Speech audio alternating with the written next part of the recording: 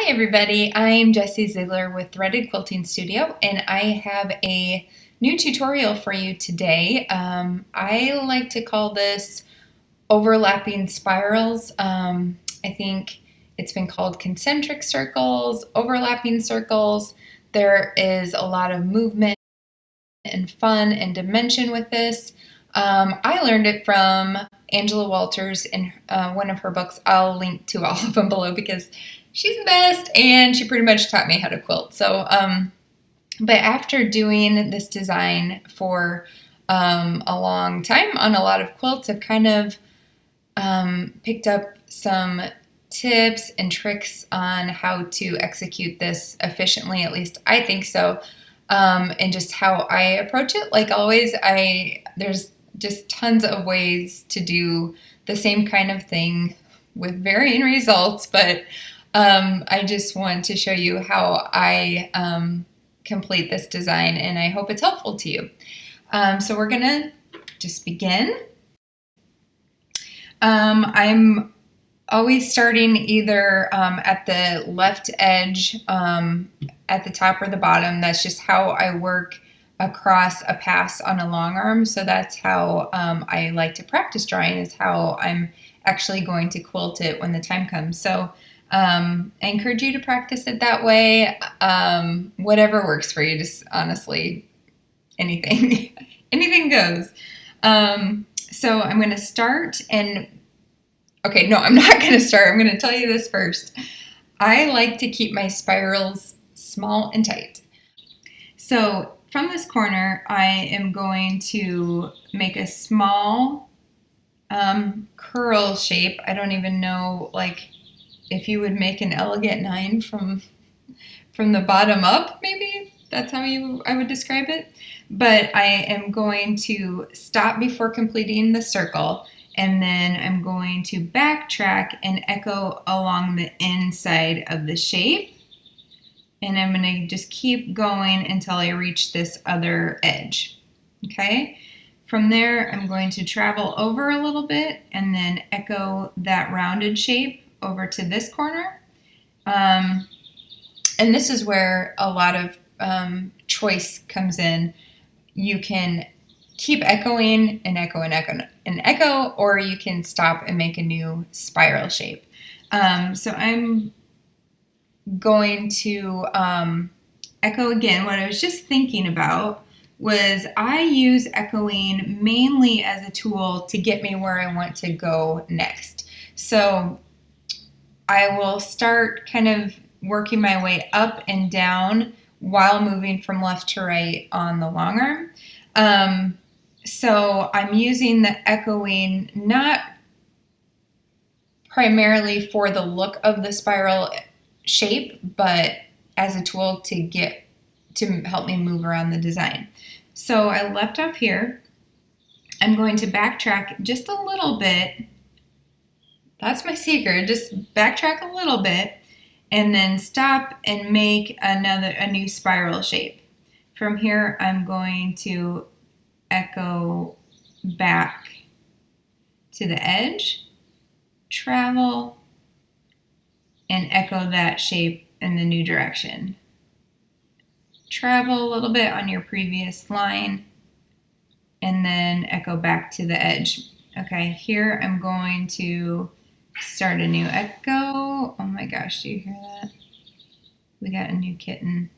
The older cats aren't really warming up to him yet. Okay, back to talking and explaining. Okay, so I'm at this edge. I'm going to echo a little bit away from the edge, start my spiral shape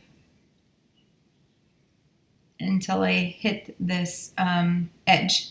I'm going to travel a little bit and echo, travel and echo, travel and echo, and travel and echo, just so I can get up here and work in that direction toward the top. Okay, I don't know if you've noticed, I've traveled up a little bit to start a new spiral, or I've traveled over a little bit. It really doesn't matter. I just wanted to show you that both ways work. I'm echoing, traveling a little bit, echoing, traveling a little bit, echoing. And I'm going to travel a little bit and then just stop up here.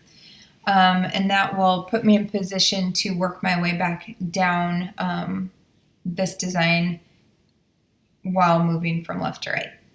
So I am going to travel a little bit over this way, make a small spiral, work my way out, travel and echo. I'm going to sound like a broken record. Travel and echo, travel and echo. Now I'm going to go down on this previously stitched line and start a new spiral shape.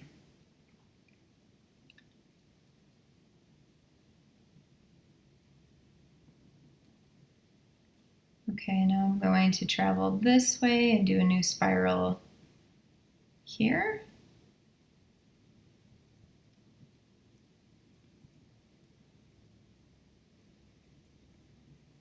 And one more to get me in the next position. Okay, now I can travel this way and a little bit here just to give myself enough room to put that spiral in.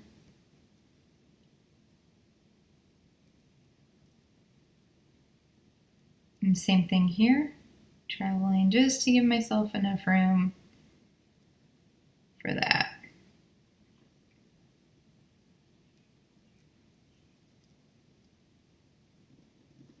Okay, now I've pretty much got 2 rows of echoes. I would just continue and I'll show you, but maybe with less talky.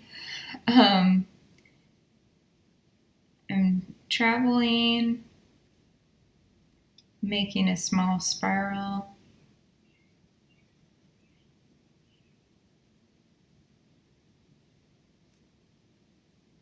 Traveling a little bit and starting a new spiral.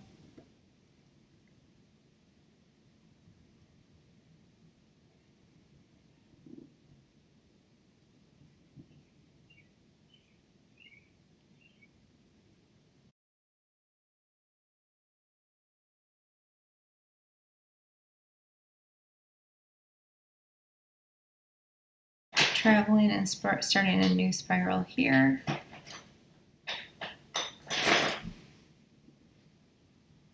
I'm going to echo a few times so that I can continue going in the upward direction.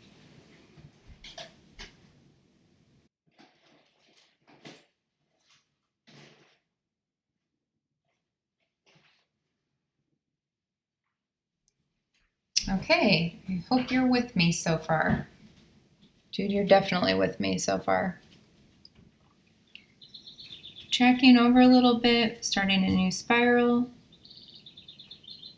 That's my new kitty, my oldest son. Okay, thank you.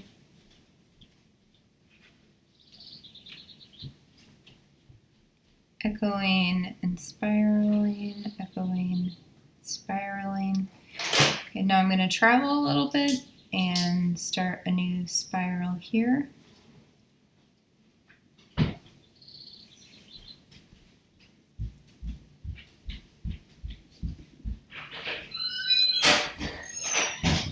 Putting a spiral right in that tight spot, then you can make it as big as you want with echoing, but I think I'm going to stop right there.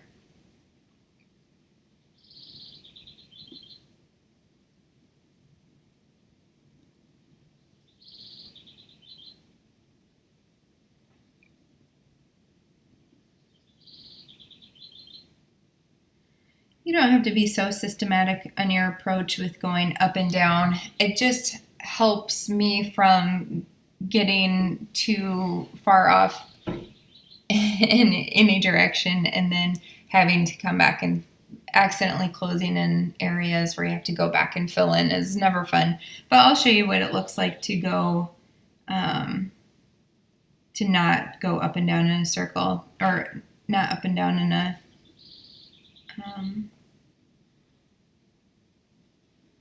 row. Okay. Now I'm moving to the side, but the principles stay the same. Move to the side. You might find it really boring to go up and down in rows, and that's just fine. You can do it however you want it. And travel up this way. And now I might just put my spiral in there. Okay.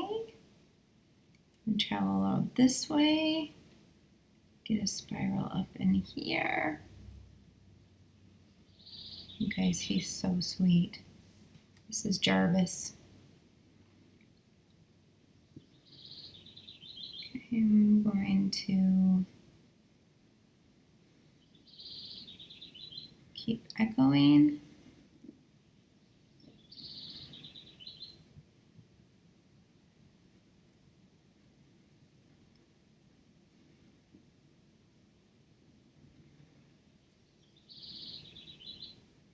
I feel like the smaller I get those in there, the less I have to go back in and fill in shapes or the echoes as they go on the other side.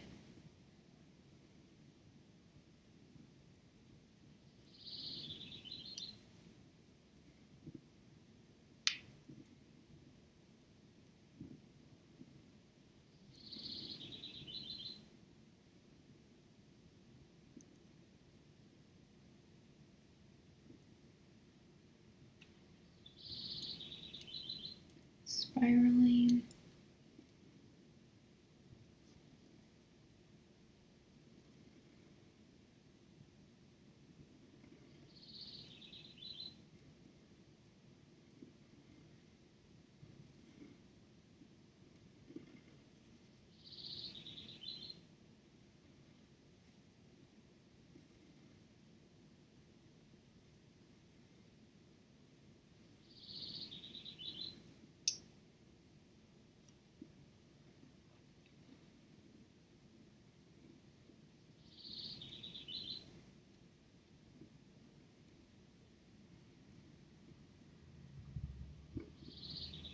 Okay, right here would be an example. I would sneak over here, insert that echoed shape, and then work my way back out.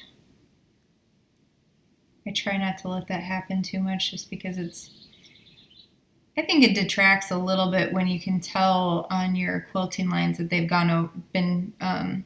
you've gone over the same area 8 to 12 times.